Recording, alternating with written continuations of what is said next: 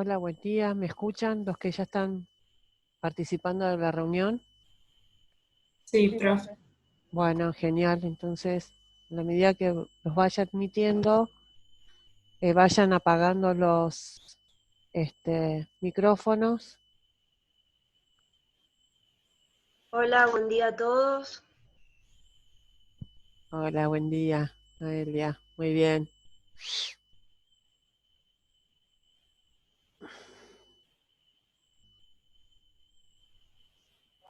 Bien. Vamos a esperar unos minutitos, nada más, para ya empezar la clase del día de hoy. Yo mientras tanto me voy preparando. Bien.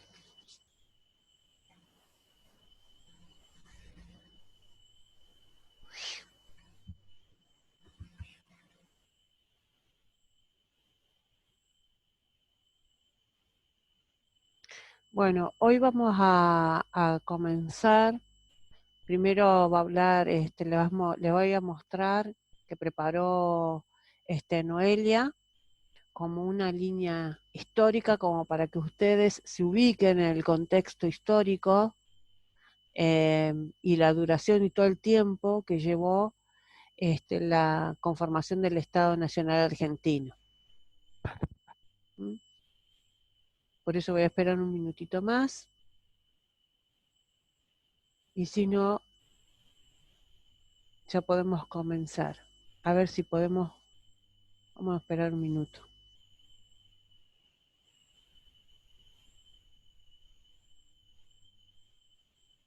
Esta línea histórica va a comprender de lo que estuvimos hablando la otra vez en el práctico pasado, que abarcaría desde 1810 a 1880.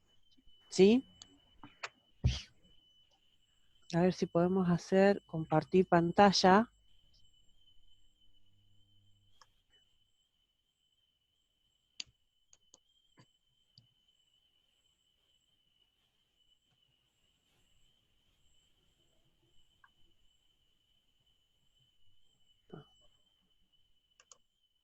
A ver, ¿cómo es esto?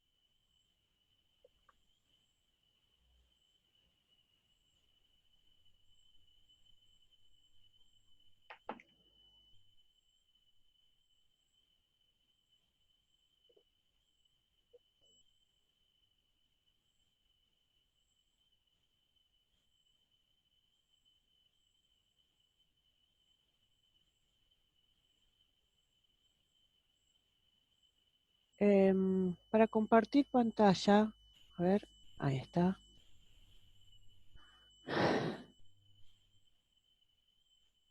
¿La ven? Sí. Sí, se ve, profe. Perfecto. Bueno, a ver, Noé, ¿estás ahí, Noelia? ¿Me estás escuchando? Si no veía quería activar el micrófono, Bueno, no lo veía en la dale, imagen. perfecto. Tengan en cuenta esto, ¿m? Para que ustedes empiecen a dar cuenta cómo es lo que le estábamos diciendo la otra vez, que sería como el resumen de lo que más o menos explica el capítulo 2 de Oxlack, ¿sí? ¿Se entiende? Bien. Dale, comenzá, Noé.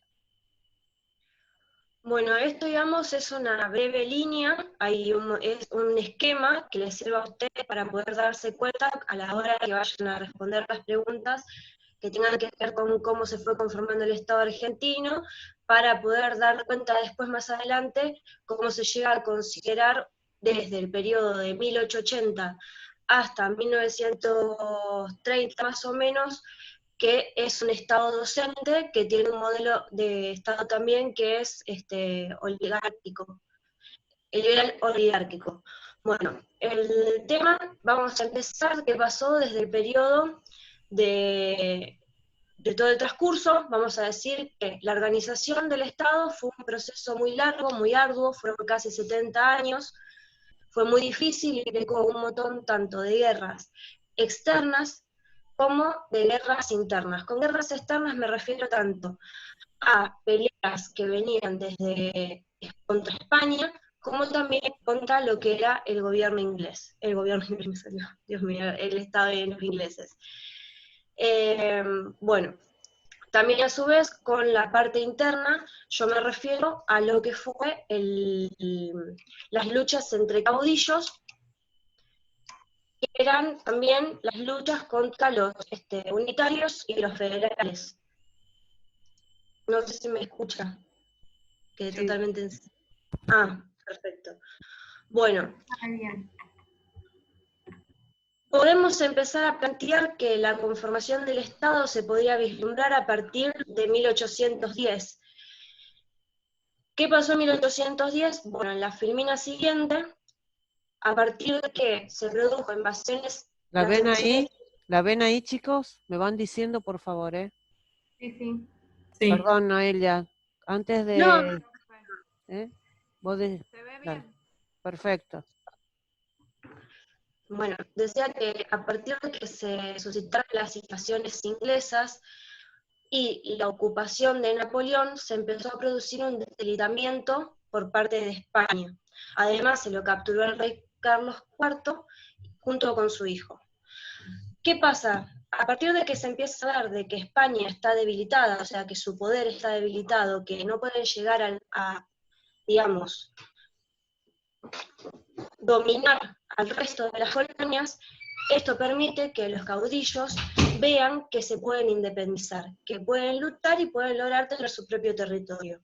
Entonces, a partir de que se fue debilitando, se llegó a través de una serie de sucesos a lo que fue el 25 de mayo de 1810, que ahí se formó una primera junta que fue para empezar a vislumbrar qué sería el futuro Estado de Argentina, la futura soberanía. Después, esto no quiere decir que a partir de que hubo esa junta, ya automáticamente nos habíamos independizado de la hegemonía española, ni que ya éramos un Estado, sino que fue un inicio, una antesala. Pero para poder formar un Estado, que era muy complicado por el extenso territorio que tenemos, había que lograr una unidad entre las distintas provincias, entre los distintos gobernadores, digamos, que regían esos territorios, y además también había que lograr tener una uniformidad, una identidad, había que lograr una nacionalización. Entonces, para poder lograr esto, hubo que tratar de hacer una serie de acuerdos. Pero esta serie de acuerdos se vieron totalmente complicados. ¿Por qué? Porque este periodo, que va de 1820 hasta 1852, hubo muchísimas guerras civiles, por un lado, y por el otro también, hasta 1825, estuvieron las guerras independentistas. Las guerras independentistas empezaron desde 1810 y terminaron 15 años después, más o menos, hasta 1825. Ahí podemos encontrar que las figuras que más se destacan son Belgrano, San Martín y Güemes.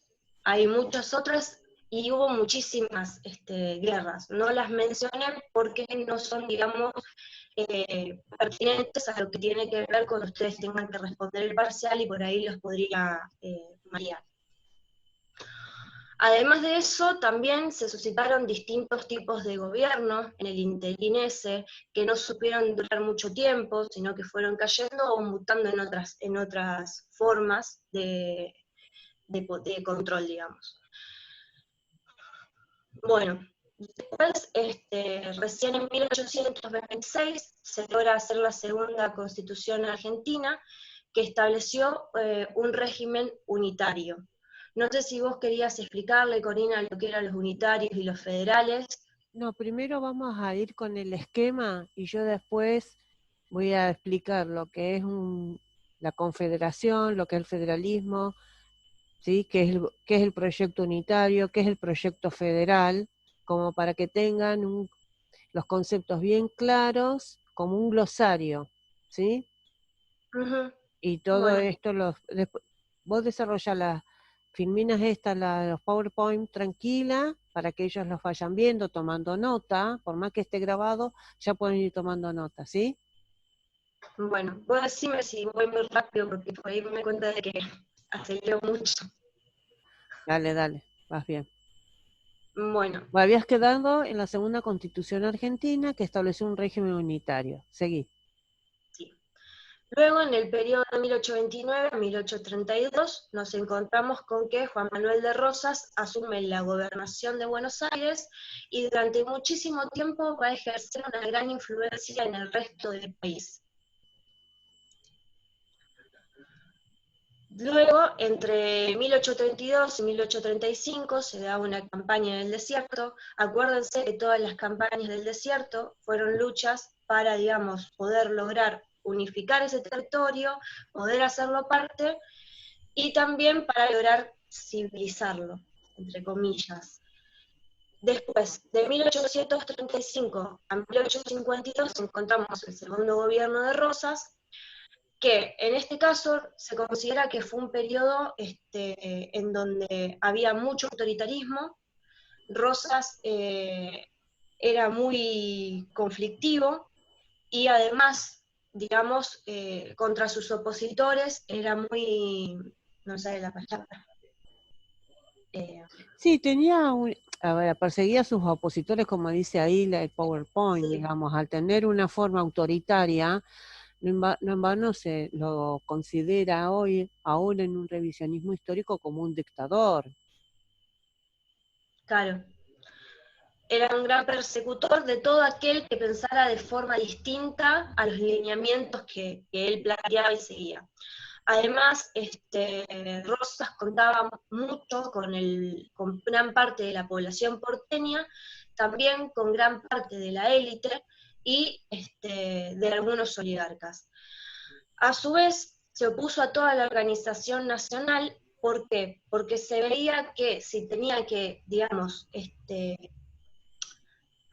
o sea, se tenía que avalar a esta organización nacional, iba a tener que perder parte de lo que era la hegemonía porteña y también iba a tener que perder parte de todo lo que tenían de ingresos y ganancias que venían de parte de la provincia de Buenos Aires.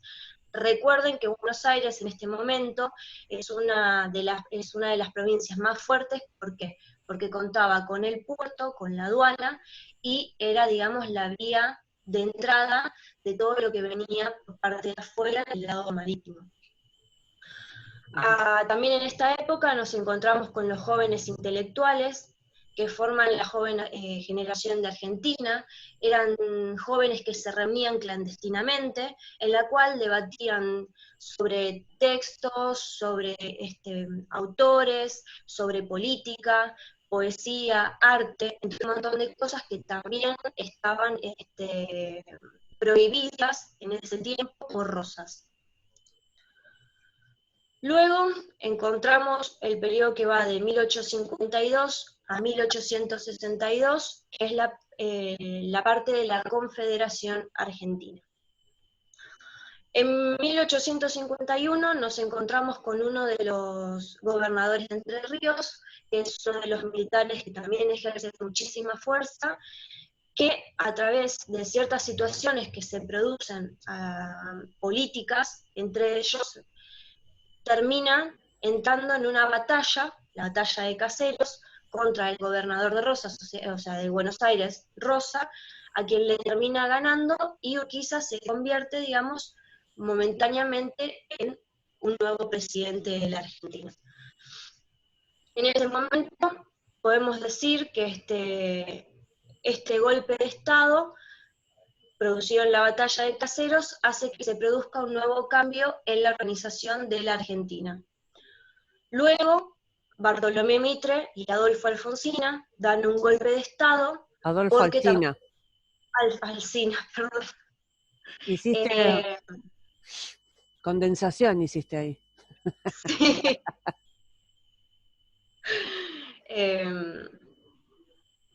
Bueno, dan un golpe contra las condiciones políticas que había puesto Urquiza. Entonces, el país va a quedar nuevamente dividido en dos facciones. Por un lado, vamos a encontrar la Confederación Argentina, que son el resto de las provincias, que no son todas las provincias que tenemos actualmente, sino que eran una parte. Y a su vez queda el Estado de Buenos Aires. Con la Confederación Argentina vamos a encontrar que la capital va a ser en Paraná. Esto se mantuvo de esta forma durante casi 10 años. Luego, en 1853, fue aprobada la Constitución Argentina, que se la considera como la Constitución de la Confederación, que esta sentó las bases jurídicas de lo que nosotros conocemos como el Estado actual de la República Argentina.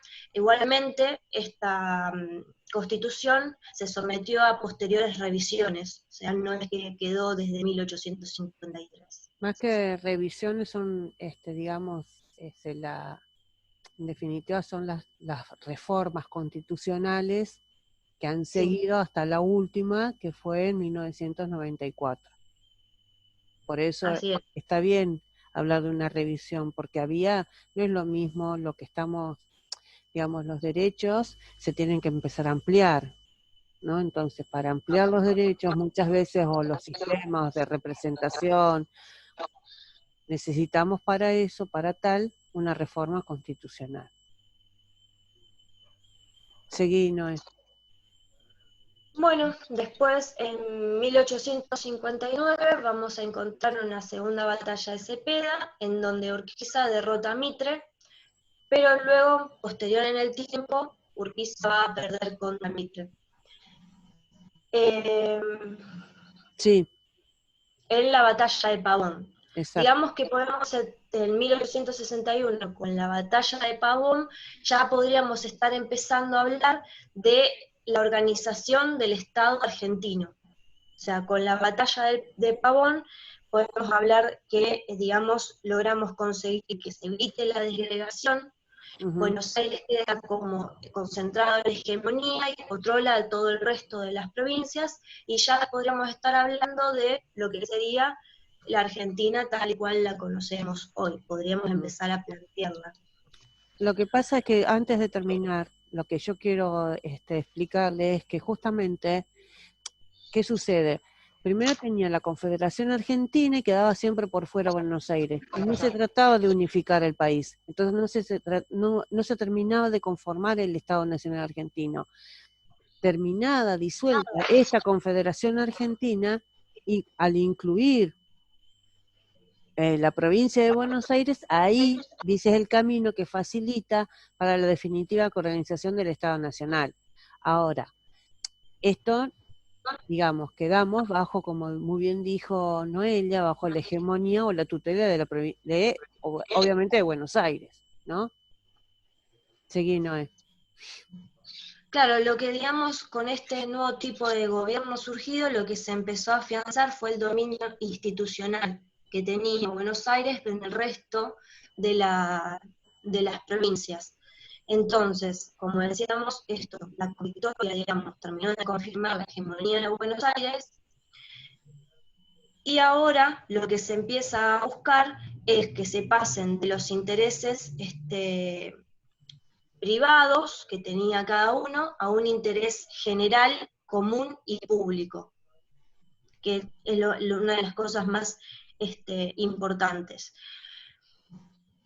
Y estas guerras que se fueron suscitando en todo ese tiempo, lo que permitieron fue no solamente conformar una unidad, sino también permitir esta organización del Estado. Había que encontrar un punto común que lograse unificar toda esta gran masa territorial, y también encontrar una constitución que permitiese lograr este control y que todos se adecuasen a ella. Ujú. Después, de 1862 a 1880, lo puse como, digamos, la organización nacional, nombré los gobiernos que se dieron, y además de eso, pusimos que, bueno, tenemos el gobierno de Bartolomé Mitre, el gobierno de Faustino Sarmiento, el de Nicolás Avellaneda, y también el de Roca. Cuando llegamos... ¿Cómo? ¿Alguien dijo algo? Sí, acá dice comienza la conquista del desierto, pero Roca lo ubicamos en 1880. Sí. ¿Mm? Lo que pasa es que no se está viendo esa parte de la filmina. Ah, no, no se está viendo. Pero bueno, decila, Noé, como para que les quede. Bueno, de 1880 a 1886 vamos a encontrar el gobierno de Julio Argentino Roca. ¿Qué es lo importante de este periodo que va de 1862 a 1880? Vamos a ver que se termina o sea, se pone fin a los levantamientos en el interior, que tenía que ver con el caudillismo, se terminan estas guerras civiles, y, digamos, se empieza a implementar lo que es un sistema capitalista, el modelo de Estado va a ser el modelo agroexportador. También ya en la organización nacional empezamos a encontrar lo que es, digamos, los primeros albores e inicios, o sea, la primera formación de lo que es el Estado docente. ¿Por qué decimos que es Estado docente? Porque, como dijimos la clase pasada, se empiezan a implementar una serie de leyes y de políticas tendientes a educar a toda esta masa con un sentimiento nacional, a formar ciudadanos, a enseñarle los signos patrios, o sea, los símbolos patrios, la escarapela, la bandera, a fomentar un sentimiento argentino. Y Bien. era necesario también, ¿cómo? No, bien, sí. Era Digamos necesario. que sí, que era necesario, digamos, formar a toda esta masa que permitiese así, digamos, poder formar a todos estos ciudadanos.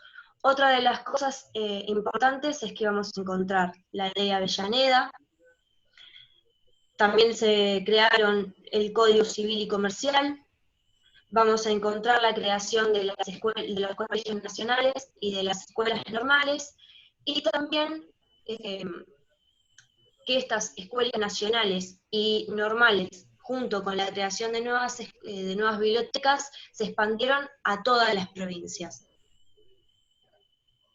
Bien. ¿Terminaste, Noé?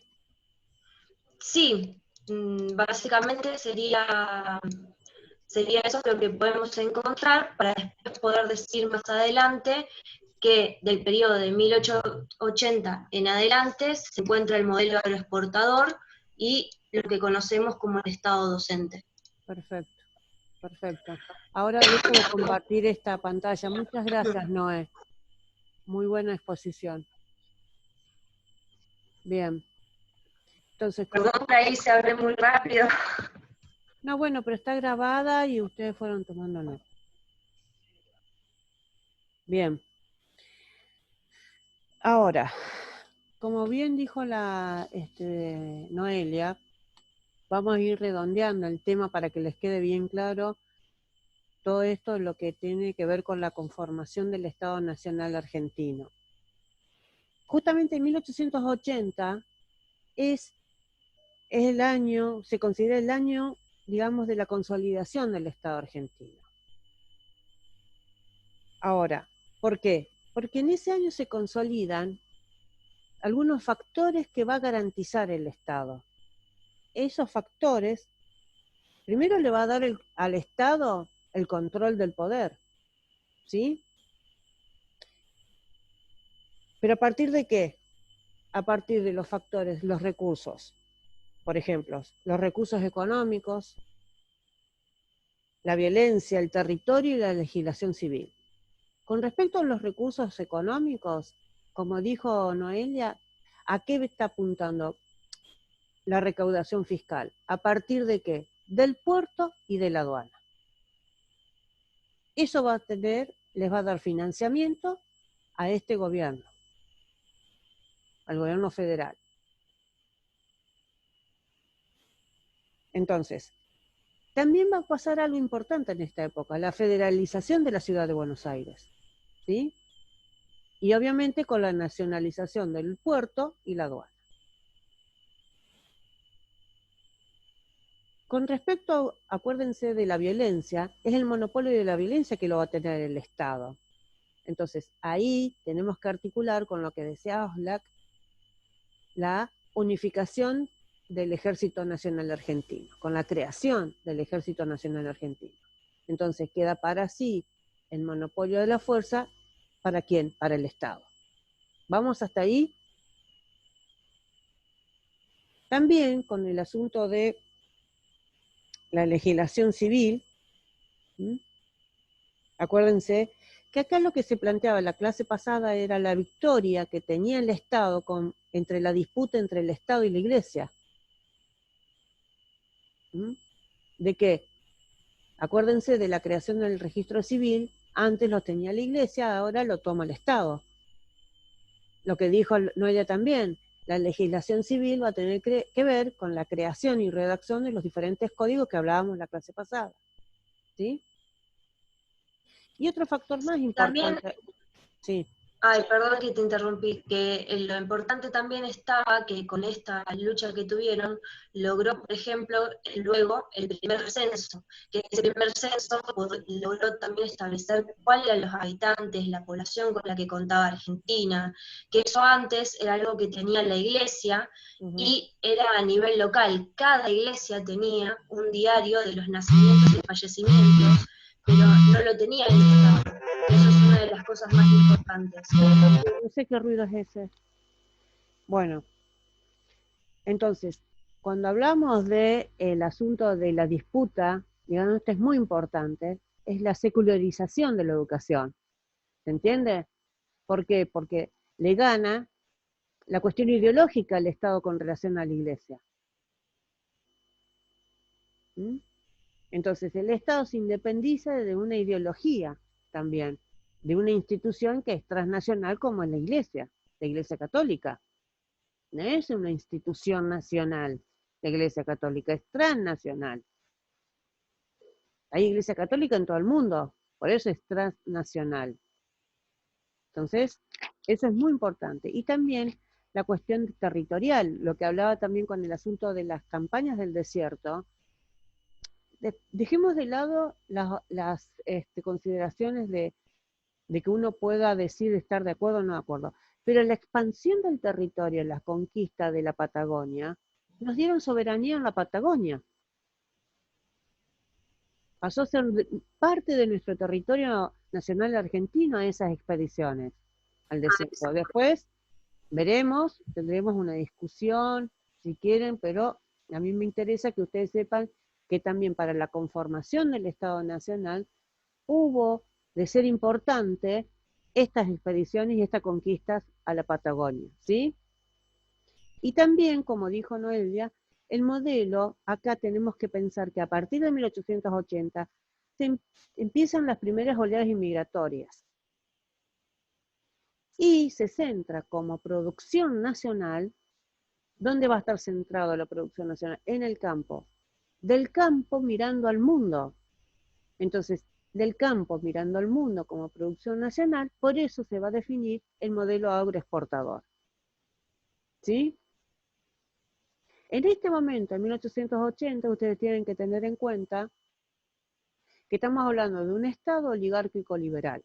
Liberal en lo político, porque habla de las libertades y los derechos individuales, liberal porque habla de una división de poderes, y oligárquico tiene que ver con el poder de unos pocos, eso sería, de unas pocas familias, de una burguesía, de una clase dominante, ¿sí? Esto sería oligárquico. Ahora, pensar, ustedes tienen que saber ¿Qué es una confederación? ¿Qué es una federación? ¿Qué significa un proyecto unitario y qué significa un proyecto liberal? ¿Sí? Bien. Ahora, hasta ahí quedó lo que es más o menos, diríamos que ya vamos a empezar a hablar ya del de Estado docente, pero antes vamos a ver lo que es la confederación, la federación, un proyecto liberal, unitario y un proyecto federal. La confederación, dice, para que puedan diferenciar. Los miembros mantienen su autonomía y el poder central está limitado. ¿Sí? No, Sandra, discúlpame, trata de no activar el micrófono, ¿sabes? Haceme el favorcito. Gracias. La federación renuncian a una parte de su competencia y el poder central es más fuerte. Ahora, fíjense que nosotros tuvimos en un momento dado la Confederación Nacional Argentina y después tuvimos un sistema federal, que el sistema federal hasta el día de hoy es el que nos rige. ¿Sí? ¿Qué quiere decir esto? Si bien fíjense, en esto es básico, si bien cada provincia, tenemos la Constitución Nacional y tenemos las constituciones provinciales, ¿sí? Ahora, en la prelación de leyes o en ese ordenamiento jurídico, en esa pirámide, ¿se acuerdan los instrumentos de la ordenación? En la ficha de Puebla, que hablaba de un ordenamiento jurídico, de una prelación de leyes. Bien, ahí vamos a puntualizar. El sistema federal, ¿qué hace? Es decir, la supremacía de la Constitución Nacional por encima de las constituciones provinciales. Ninguna ley puede ir en contra de una ley de la Constitución Nacional. Entonces, si bien cada provincia puede dictar su propia constitución, pero nunca puede ir en contra de la Constitución Nacional. Entonces, por eso es un sistema federal. Fíjense, hagan la comparación con Estados Unidos, al ser una confederación, fíjense que hay estados que permiten la pena de muerte y hay estados que no permiten la pena de muerte. Acá no podría tener cabida eso, porque sería inconstitucional. ¿Se entiende cómo es la diferencia? Por ejemplo, acá, cuando en este momento nos dictaron a todos, nos pusieron en confinamiento, no hubo una provincia, no, yo no quiero hacer cuarentena. En Estados Unidos sí. ¿Por qué? Porque tiene cierta autonomía y el poder central está más limitado. En cambio acá no, está más fortalecido. Si bien cada uno tiene atribuciones propias, pero nunca puede ir en contra del orden central. ¿Se entiende la que es diferencia de que lo que es una confederación de una federación? Y nuestro sistema es un sistema federal. Ahora, ¿qué significa el proyecto unitario y el proyecto federal? Obviamente que el proyecto unitario, sí o sí, los dos son corrientes políticas que piensan un país de una manera y de otra, y que piensan un poder de una manera y de otra, ¿sí? Ok.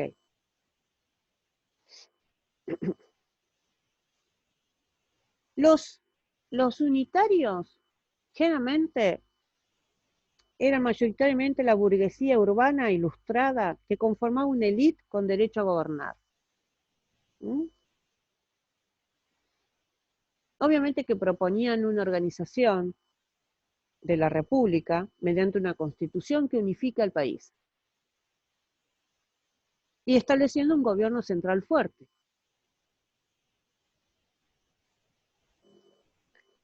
Obviamente, para esto, ¿qué tenían que eliminar? A los caudillos, el proyecto unitario. Y mantener, obviamente, garantizar esas libertades individuales.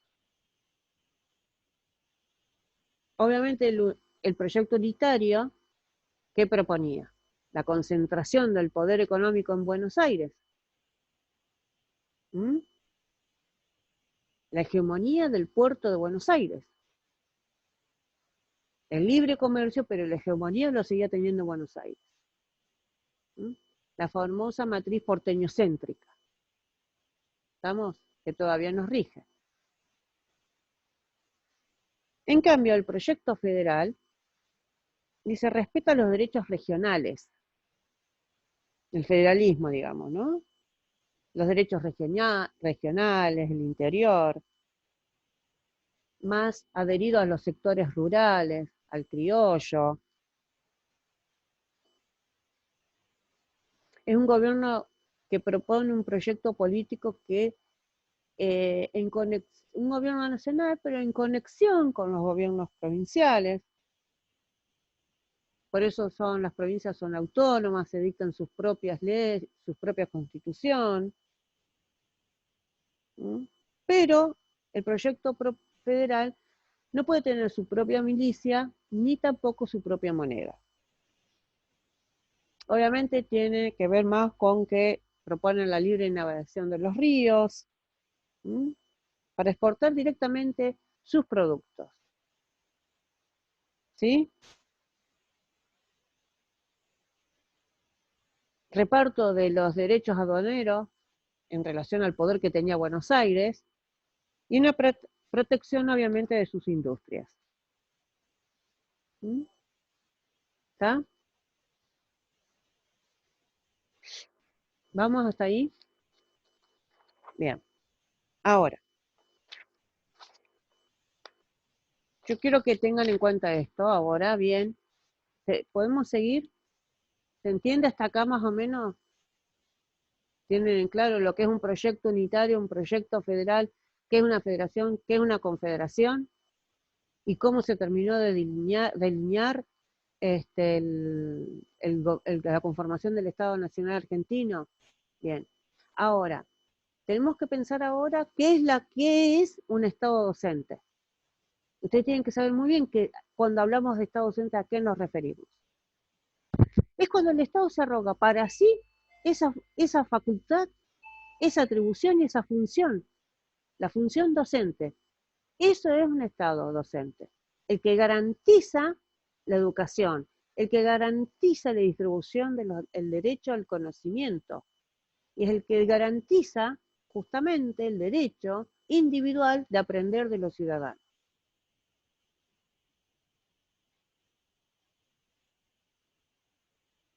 ¿Estamos? Entonces, el Estado se apropia de esa función para garantizarla.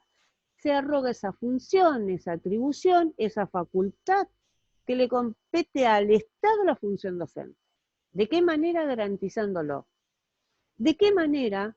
En este momento que también hizo referencia muy bien Noelia, y acuérdense de esto cuando nosotros hablamos de que tenemos un país que en las primeras oleadas tenemos los inmigrantes, necesitábamos tener una construcción de una identidad nacional. Por eso yo les decía, la conformación de un Estado nacional, pero argentino.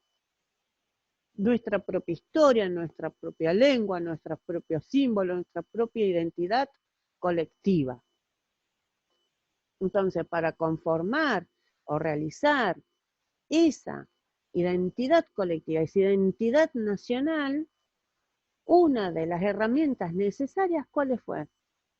Las políticas educativas del Estado,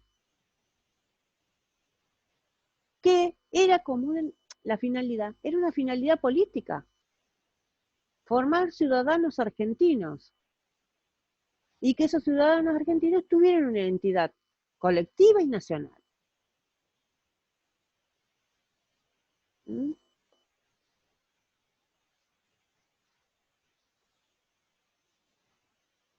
Bien. Entonces, el Estado docente, para puntualizar, sería: garantiza la educación, distribuye educación, y obviamente plantea la educación como un derecho individual, es un derecho del ciudadano a aprender, y el ciudadano tiene derecho al conocimiento.